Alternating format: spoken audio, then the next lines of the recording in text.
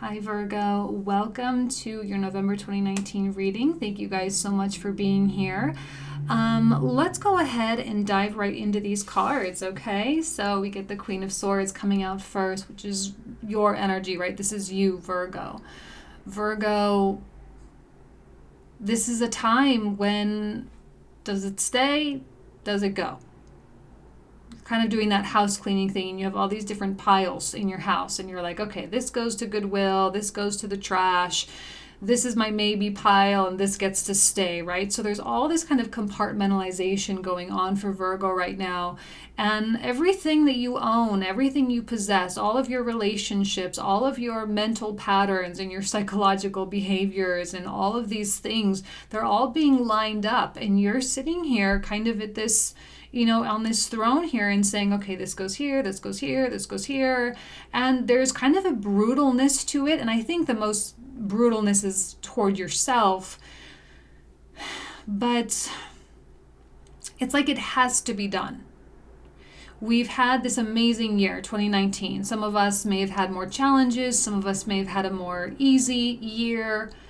But either way, no matter how it manifested into your life, 2019 was probably the biggest transformative year you've ever had, because it was the year that you get to make sense of a lot of things that happened the past decade, really. You come into higher consciousness this year, you break the patterns, but first you had to go through the lessons to recognize what those patterns even were. And now we're all getting prepared to really lay this new foundation. So as we make our way closer to 2020, it's not a surprise that this Mercury retrograde is happening in the deepest part of the zodiac, right? Happening in Scorpio, which gives us the opportunity to do the deepest house cleaning we possibly can. And the Tower is the inevitable manifestation of what happens when something needs to change.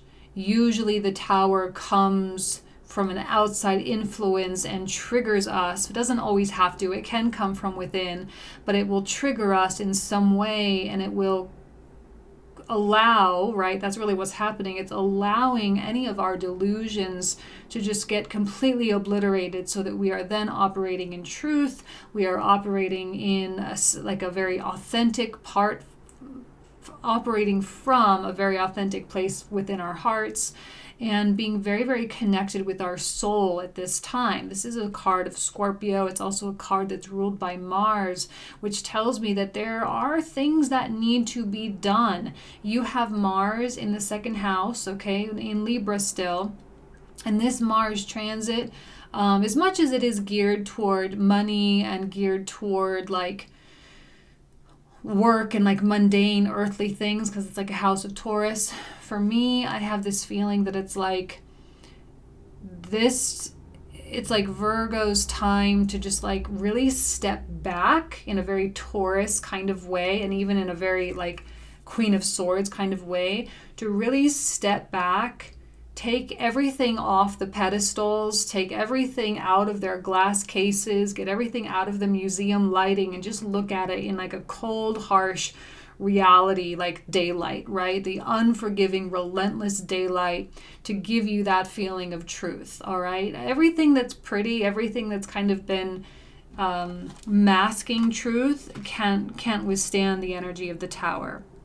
Now, I did happen to see the bottom of the deck when I was shuffling, so I did just want to kind of show you, because this card came out right after I pulled the Tower card, which was the Ace of Wands, which suggests that the moment this happens, you then are on a totally new track.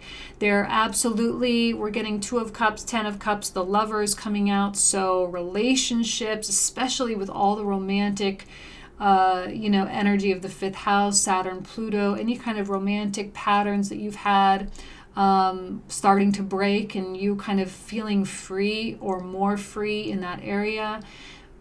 Black Moon Lilith in the seventh house, there's just a lot of draw for Virgo to want to be in connections. It doesn't have to be romantic. But it can also be business partnerships. It can be families and children and all of that as well. So there's just this pulling. And I think that the Ace of Wands is one of our best friends, because it comes in the form of desire. if it wasn't for us, we wouldn't desire it, right? So pay attention to the things that you are wanting to desire at this time, because the Tower can break down any of those sort of crystalline structures that we have that keep us in these very realistic boxes. Like, I can't do that because if I take that risk, I'm not going to be able to pay my bills and therefore I can't do it. Tower's like, no, no, no, no, no, no, no. You need to chase your bliss. You need to chase your happiness. You need to chase the good things, because that's what the universe is. Like, we know that the Buddhist monks and all of the, yogi masters, they always talk about the truest state of our being is constantly in a state of ecstasy. So when we feel ecstatic, most of the time, it means that we are in alignment. So this is you coming out of any grumpy state of minds, any negative or pessimistic state of minds, and finding your ecstasy, okay? You've learned the lessons. You've done the work. I mean, this is what the past decade has been all about. And 2019 comes in and says, now let's make sense of everything. Let's connect all of these dots. Mercury retrograde for you in the 3rd house, which is a house naturally ruled by Gemini. So there's this Gemini, Scorpionic, Mercury aspect, and let's connect the dots. That's really what it's saying. Like, let's finish out this concept. Let's finish out what this means. Let's get those lessons pumping through our blood so that we know it all the time, so we never have to relive anything.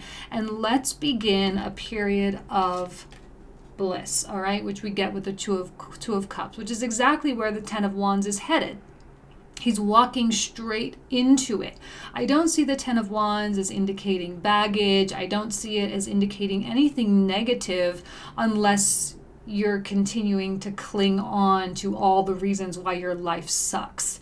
I think Virgos, Capricorns, Taurus, Cancers, they can have a reputation for being a little bit on the grumpy side. And I think you have to work extra or overtime to really be like, no, man, I'm optimistic. I may kind of have a cool edge, or I may kind of have a sarcastic tone, but I am really optimistic about life. Well, I think that sharp edge is, it's starting to melt down a little bit. That kind of ice queen, stereotypical Virgo thing. You're starting to warm up, and being warm all the time or more often. And you're not letting the small things bother you anymore, which, okay, you're freeing yourself up. You're becoming less restricted. And when you become less restricted, that is when things like joy and passion and love and partnerships and money and travel and new jobs and all those things can find their way to you. I don't see this as you just inviting a new person into your life or just unifying with someone. There's the internal union, which we'll see with the Lovers down at the bottom. There's definitely the internal union, but it's the union with all blessings of life, okay? And make no mistake that you created it, right? Don't leave it up to fate. Don't chalk it up to coincidence. We all know that that's kind of a bunch of BS, right? That these synchronicities, these opportunities couldn't come to you unless you were at a certain frequency.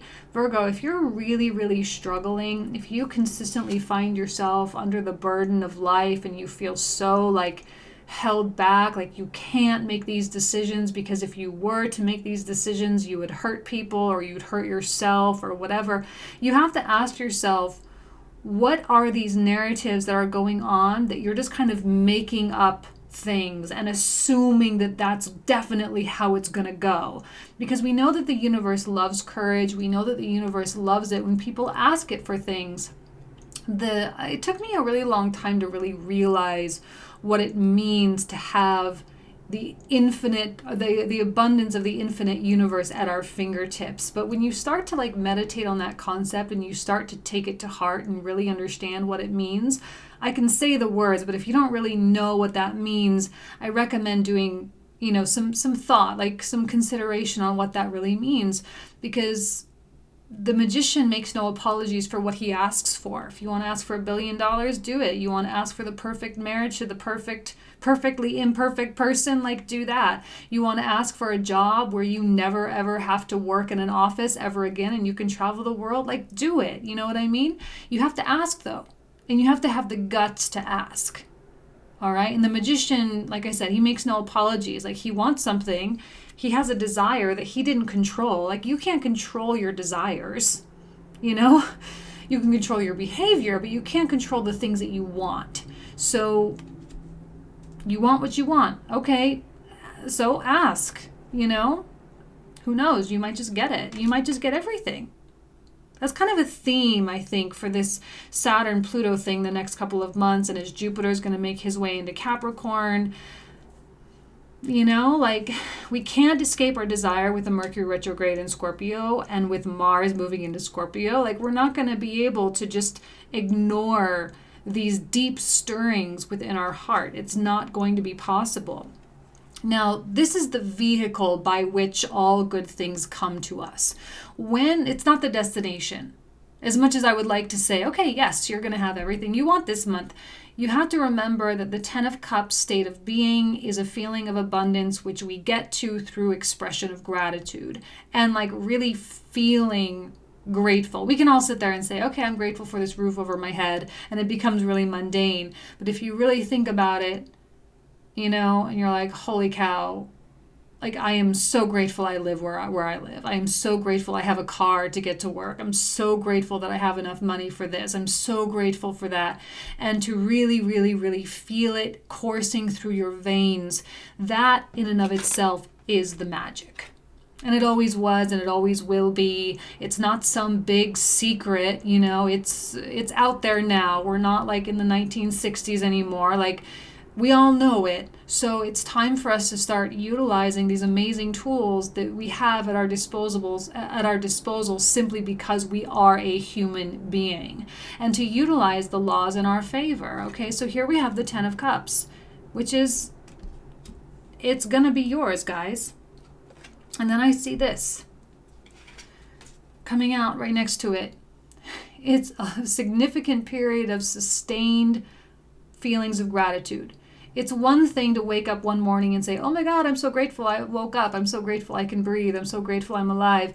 But then if you don't keep that going the next day or the day after or the day after that, then it's just kind of like a little mini peak of gratitude and that's it. It might not necessarily be like truly magical. So I feel like the sustained or the delayed or the prolonged period or meaning of the Hanged Man applies to the 10 of Cups.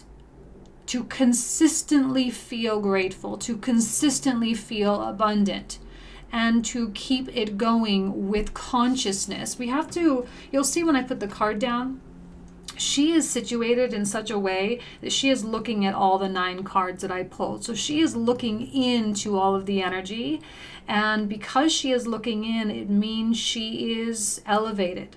She is observant. She is conscious and aware. So she's aware of her thoughts. She's aware of what she's doing. She's aware of her emotions.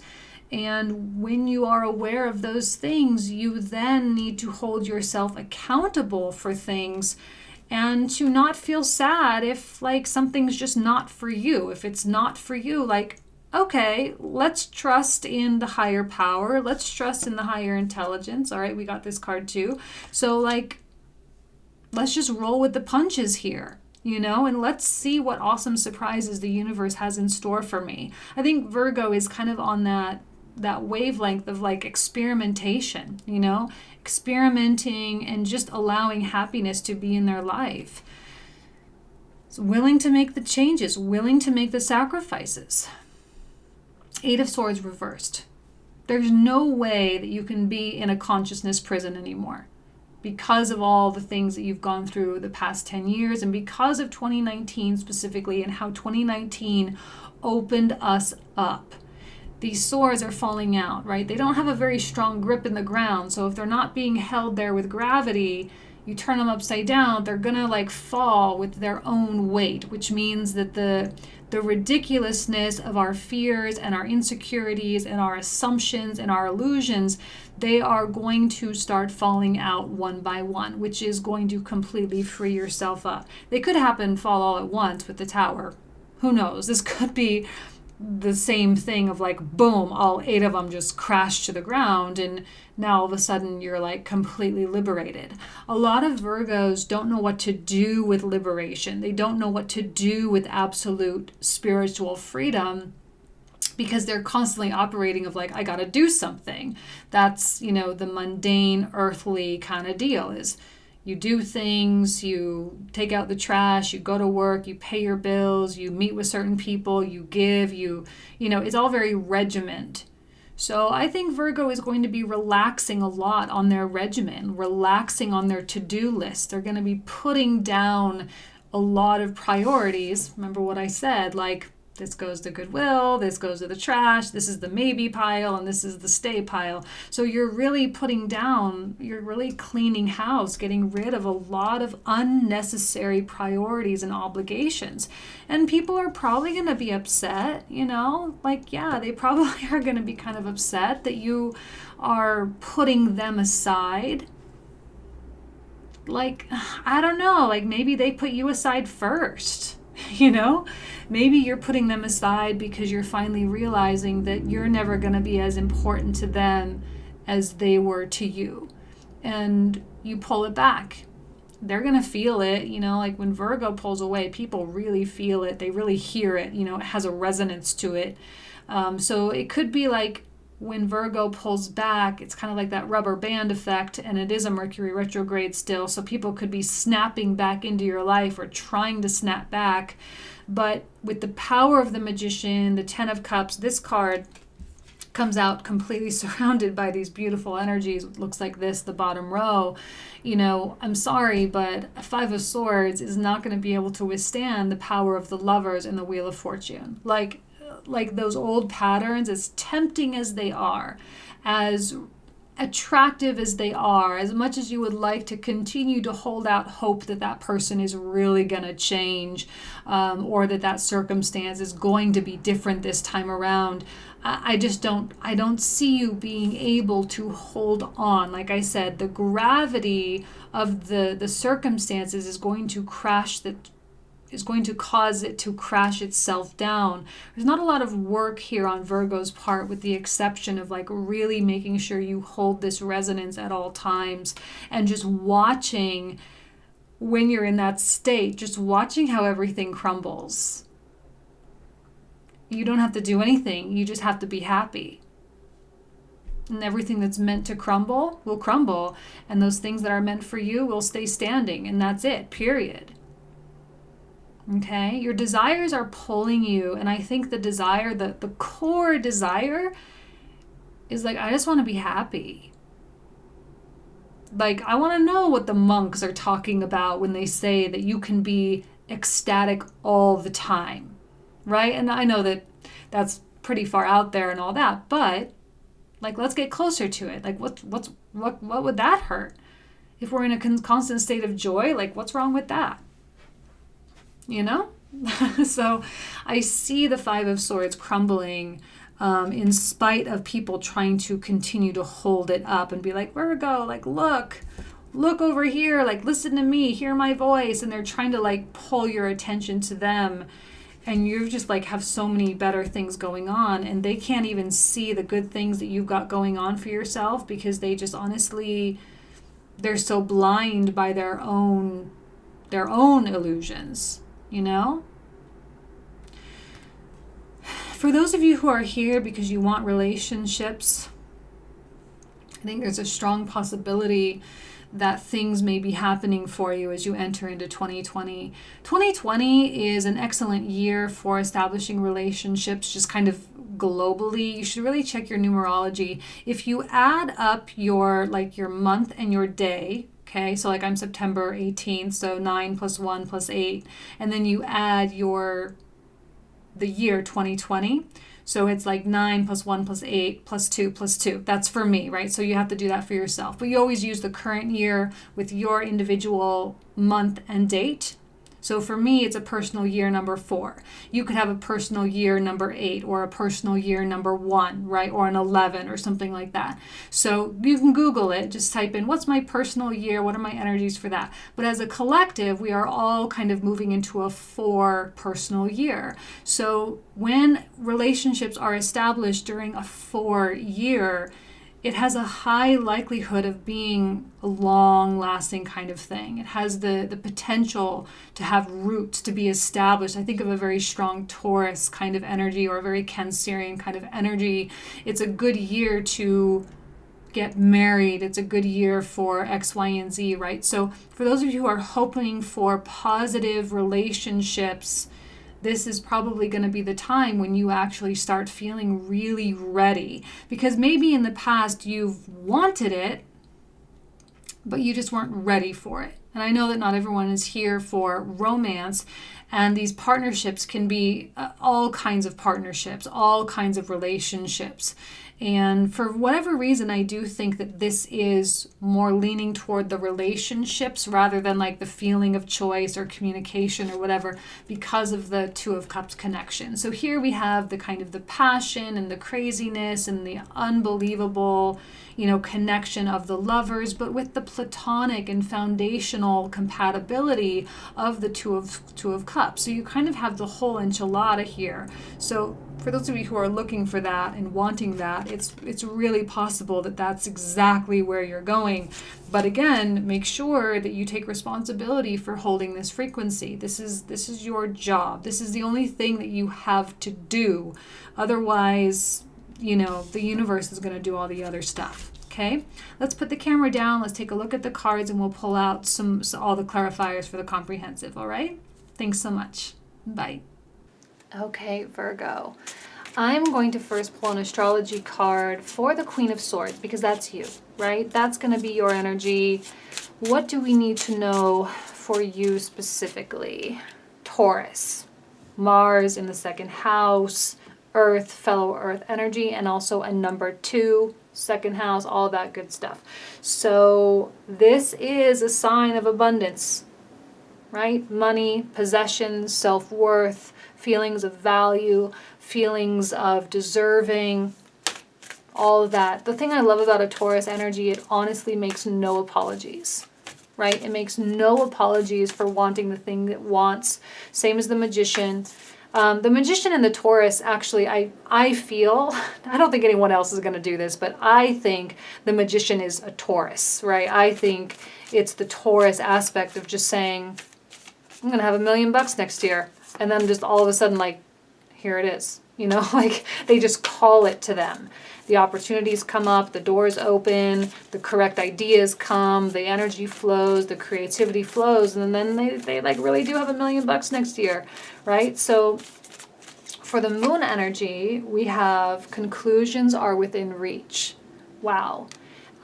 Given the nature of the astrological environment, we know the Saturn-Pluto thing in Capricorn in the 5th house for you guys is the time, right, when we stop doing the things or stop having the things or, whatever, when it comes to an end, right? I even named the Scorpio reading endings and beginnings because that really is the essence of what's going on. These endings and beginnings, it's the transition phase right now. So any answers that you're kind of left still trying to figure out, it's coming. Full moon eclipse is kind of an intense energy. So you may feel the intensity here. So let's take a look at the clarifiers that we're going to cover in the comprehensive. If you want to watch that extended video, the link will be down in the description box down below. But let's go ahead and see what cards are going to come out. Let's talk about the Queen of Swords still. Let's pull out 2 or 3 cards for her energy, and see what she's got going on. Yep, conclusions are within reach. Perfectly summed up with the Devil reversed. Perfectly summed up with the Tower card. And the 5 of Swords surrounded by the Wheel of Fortune and the Lovers. Okay. Wow. So completely unstuck, Virgo. So incredibly unstuck.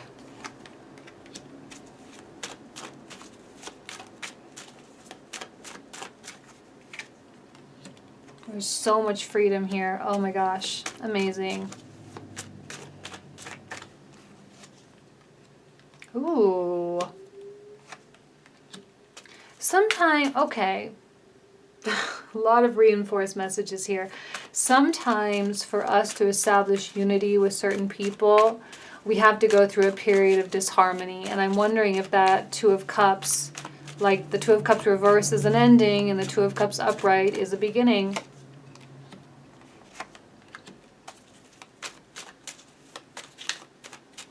Magician. Yeah.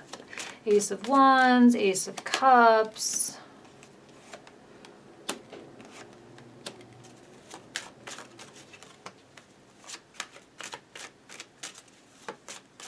Ten of Cups here.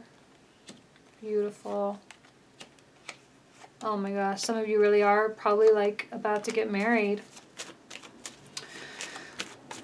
Or have a lot of reasons to celebrate. Selling your business, selling your home, coming into some money.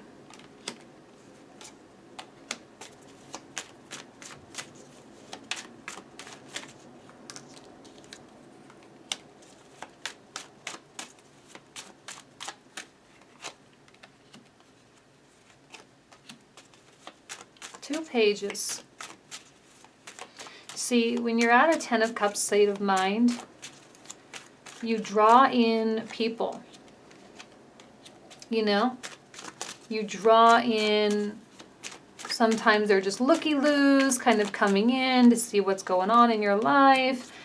But sometimes those looky-loos actually become buyers, you know? They actually like say, yeah, let's do this. Let's move this thing forward. Okay, you're definitely dealing with the Knight of Wands reversed.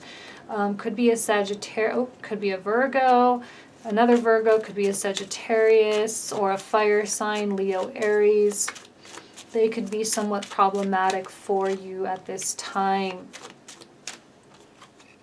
And they may continue to be problematic. They've been problematic and they will continue to be. And it's likely that that is the thing that must end. Let's do another one. Okay, the Tower. For sure. Maybe one more for the Tower, yeah? Okay. And then, yeah, I think we're good. Okay, I think we're good. Let's go ahead and take this and we'll move forward with the comprehensive from this point forward. So if you want to join me, link will be in the description box. We'll probably talk for another 20 to 25 minutes about these new cards that we just laid out. And that's where we'll be. All right? Thanks so much. Take care.